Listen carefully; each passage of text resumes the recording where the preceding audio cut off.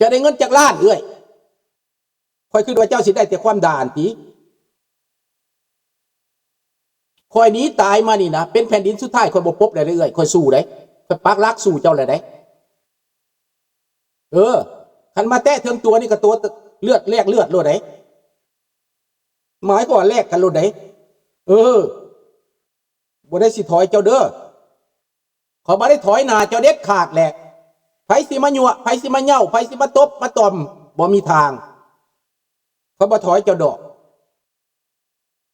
ให้เจ้าคิดเอาอยู่เมืองฝรั่งเดี๋ยวนี้นะมันมีบักสวัสดิ์นี่แหละบักผีปอบอันนี้นะด่ามันโลดบักผีปอบบักมุมิสินนี่นะมันโลภมากโลภามันบ่มีความรู้ดอกมันหับไส้อย่างตายเลยเอาเป็นเอาตายเลยแหละบักพระสวัสดิ์นี่นะมันได้ใบย่องแล้วมันตื่นตายลูกน้องมหากุศลเมธีพวกนี้นะบักพระลาวแดงแม้แล้วมันเป็นเซ็กไปฟ้องรัฐบาลก็ได้เป็นเซ็กนี่นะวัดบางบ่อนเป็นบ่อนหลอกลวงเด้อพี่น้องเป็นบ่อนต้มตูนเด้อบ่มีใบอนุญาตก็มีฟ้องได้ฟ้องให้มันล่มละลายได้คันมันบ่มีศีลมีธรรมบ่มีวัดก็บ่ได้เป็นอย่างดอกบ่ตายดอกตอนเฮาข้ามน้ำของมาเฮาก็บ่ได้มีวัดเข้าใจบ่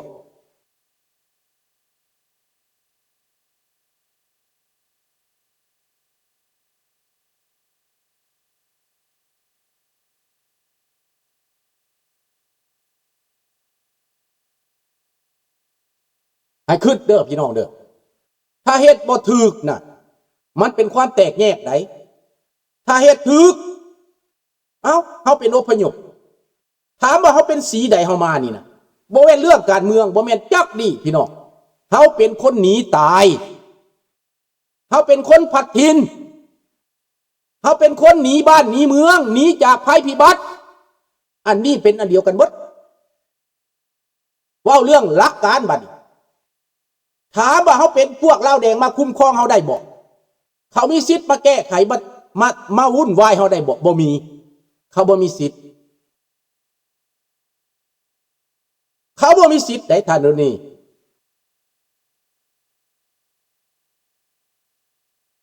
เขาบ่มีสิทธิ์เขาบ่มีสิทธิ์มาแทรกแซงเราน้องเด็ดขาดเพราะเขาเป็นวิกติมตัวละมงtous les Laotiens, tous les exilés sont victimes du régime communiste du Laos. Nous sommes des victimes ดังนั้นเขาจะมาใกล้เฮาบ่ได้เฮาฮ้องโวยวายขึ้นเขาอันตรายโลกทูตบ่มีสิทธิ์ออกเคลื่อนไหวโฆษณาส่วนเสือปั่นป่วน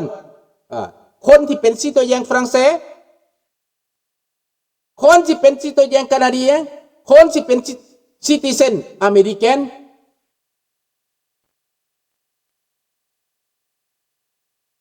นี่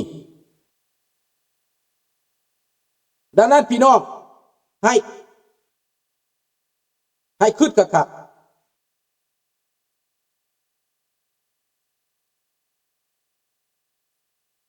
เดี๋ยวนี้มีจำนวนหนึ่งกำลังลุกขึ้นพี่น้อง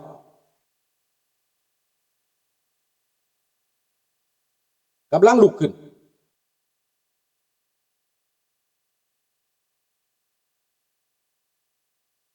เดี๋ยวสิเอาหูไปนี่เอ้ยคอยมีหูเจ้าเนี่ยนอนคอยเอาลง Facebook แล้วนี่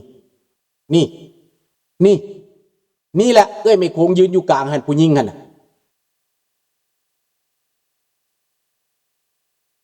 คันเจ้าว่าบ่แม่นเจ้าปฏิเสธมาเอ้ยจะปฏิเสธมาเด้อ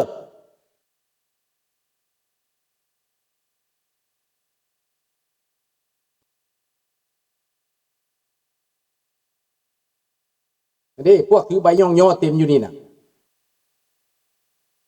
หมอนี่ก็เป็นบุล้มนี่นะมี2-3บุล้มบุญอยู่นี่นะ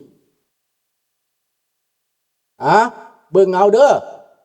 หน้าตาของพวกเขานะพวกทรยศนี่นะ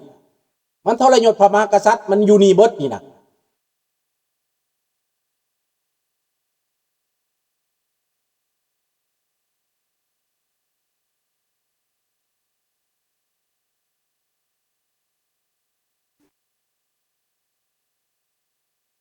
มันแล่นไปเอาใบย่อเบิ่แล้วพวกนี้น่ะนั่นละเสื้อแดงนั่นแหละเสื้อแดงนี่แหละนี่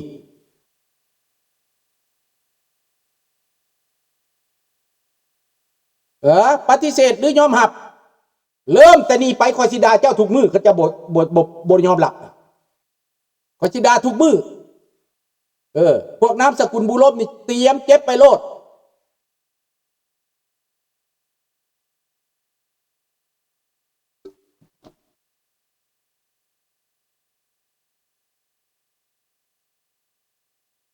อันนี้แหละความจริงนะมันบ่มีดอกความลับในโลกนี่นะบ่มีความลับในโลกนี้บ่มีผู้ใดเฮ็ดหยังมันออกมาเบิดนี่ดังนั้นเจ้าคิดเบิ่งให้เจ้าคิดเบิ่งคนที่เอาไว้เนื้อเชื่อใจนะมันเชื่อกะโหลกไปนะปรากฏว่า 3-4 ปีนี้เล่าแล่นไปมีการพัวพันนะแต่ก่อนข้าพเจ้าบ่ฮู้ข้าพเจ้าก็ล้มเปิดเผยน้ำเล่าหลายอันหลายแนวบาทสุดท้ายละเมนเบิดทรยศเบิดสัมพออีตาเสียงพันบุรมจังต้มพระเจ้าแผ่นดินเนาะแทนที่สิแนะนำให้โตนหนีให้ไปบ่พญาเสียงพันบ่ต้องไปพระองค์บ่ต้องหนีพระองค์ต้องตายนำประชาชนว่าซั่นหักประชาชนพระองค์ต้องหักประชาชนบ่ต้องหนี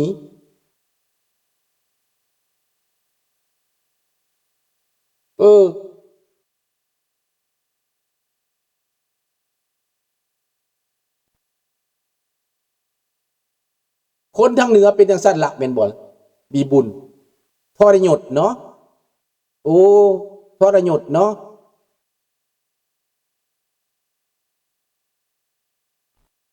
งั้นทรยศสุดท้ายก็เห็นความจริงพี่น้องความจริงมันปรากฏฟังดีๆเด้อเอ้ยเด้อเจ้าคิดดีๆเจ้าสินอนรับหรือบ่บาดนี่น่ะปืน155ข่อยปิ่นใส่เจ้าแล้วเอ้ยข่อยบ่ได้ปิ่นไปบ่อื่นก็ปิ่นใส่บ้านเจ้าแล้วเด้อเอ้ยเด้อข่อยสิเผาบ้านจะแหละข่อยปิ่นไปแล้ว155ข่อยปิ่นไปแล้วข่อยยิงใส่เจ้าทุกเช้าทุกแลงเด้อเอ้ยเด้อขอโทษข่อยยังห้องเจ้าเอื้อยอยู่เดี๋ยวนี้น่ะต่อไปข่อยสิบ่มีห้องเอื้อยได้ข่อยสิตื่มตัวออกกับสระอีได้และไม่เอกได้ฟังเอาเด้อเอื้อยเด้อให้เจ้าฟังเอาน้องชายเจ้าเด้อนี่เว้าเด้อจะทำท่าเป็นคนดีมานานข่อยบ่ฮู้ที่แท้มันอยู่นี่เนาะที่แท้แม่เป้งมันอยู่นี่เนาะโอ้ยอยากให้อยู่แคนาดาน้ำกันดีเนาะอยากให้อยู่แคนาดาน้ำกันนี้มันจะได้มวล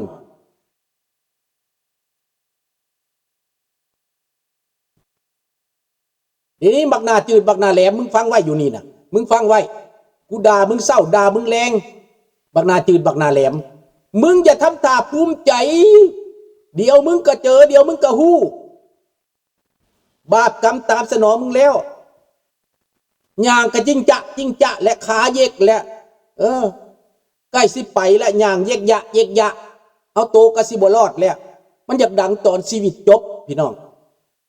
กรรมตามสนองมันทีละน้อย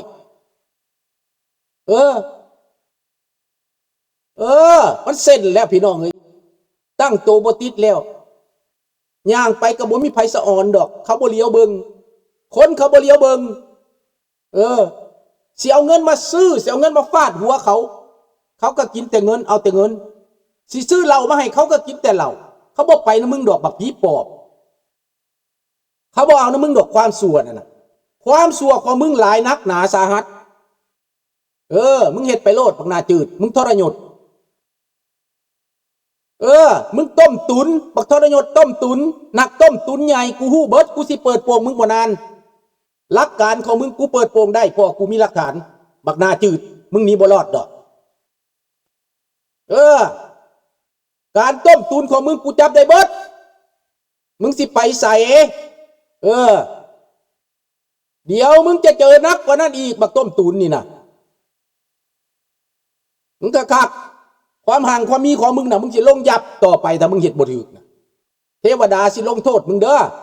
มึงอยู่บ่ดีกินบ่แซ่บมึงเฮ็ดโลดมึงดีอยู่บ่ดีกินบ่แซ่บมึงเอาโลดมึงอยากใหญ่มึงอยากดัง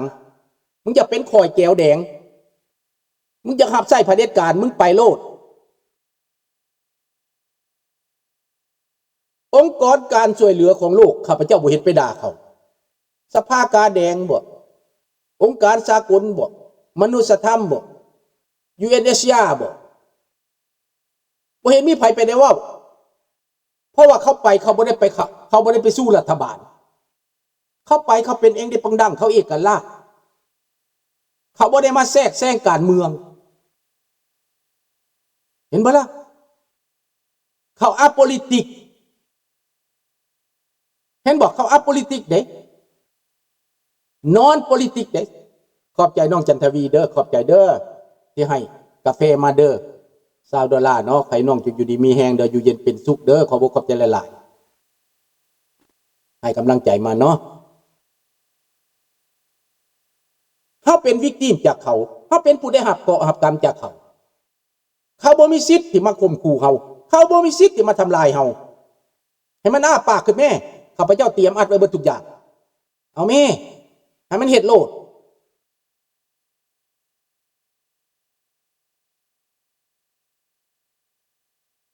มันว่าแนวลาวมากแนวลาวสร้างชาติมันว่าข้าพเจ้าว่าบ่แม่นแนวลาวสร้างชาติแม่นแนวลาวมั่างชาติบักแนวลาวมั่างชาติบักตัวเทศแนวลาวมั่างชาติข้าพเจ้าสิไปติดป้ายไว้ตามกกไม้บักแนวลาวมั่างชาติติดใส่กกไม้หั่น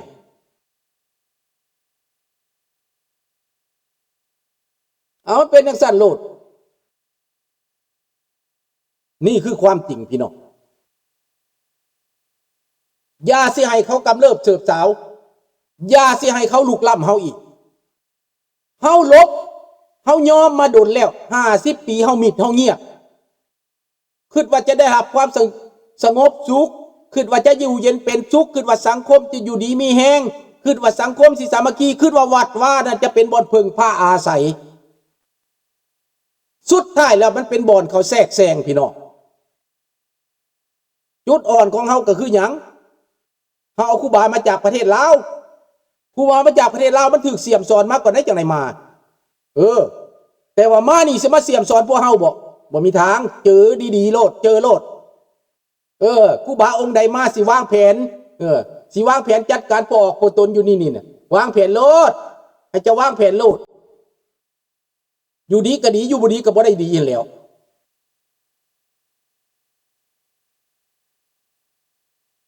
แทนธนวัฒน์เจ้า51 ปีตอนมันนั่นมันเข้ามาเจ้าหาก็อยู่ในท้องแม่อยู่หาก็เกิดจะบ่ฮู้จักความจริงปานใดแหละว่าแต่ฝันแหละเนาะแทนเนาะก็บ่เป็นหยังมาได้ข้อมูลจากลุงนี่แหละความจริงมันบ่ยากดอกแล้วก็ไปหาเบิ่งกันอยากไปเบิ่งเรื่องเก่าเด้น่ะภาพจากอดีตอันนี้มันจะบอกเบิดความจริงจะอยู่หันเบิดเขาบันทึกไว้น่ะนี่เขาบันทึกไว้อยู่นั่นภาพจากอดีต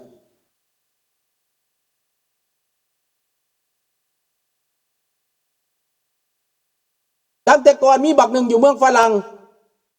เขียนด่าข้าพเจ้าเขียนนั่นเขียนนี่เดียวนี้มันเงียบไปแล้วเด้อบักนั้นเงียบไปแล้วลูกหลานคนเสียงขวางหันแหละมันเงียบไปแล้วเด้ออามิกุมันเงียบไปแล้วบักนั้นมันอาจจะเจอแนวใดแนวหนึ่งบ่จักแหละถ้าบ่เจอส่วนตัวก็เจอส่วนรวมแหละเมียก็เตะหนีไปมีลูกอยู่เมืองลาวเขาเตะหนีบักนั้นน่ะแล้วก็มีปัญหาอยู่เมืองลาวอีกมันเลยเงียบไปบักนั้นถือว่ามันจริงมันสิมาทำลายข้าพเจ้ามันสิมาใส่ให้ข้าพเจ้าตั้งแต่กี้มันก็เป๊ะแม่กับราชวงศ์นั่นแหละบักนี่น่ะอมซ้อมอยู่ในราชวงศ์น่ะเจ้าสุริวงศ์อยู่ไสจะทูแอ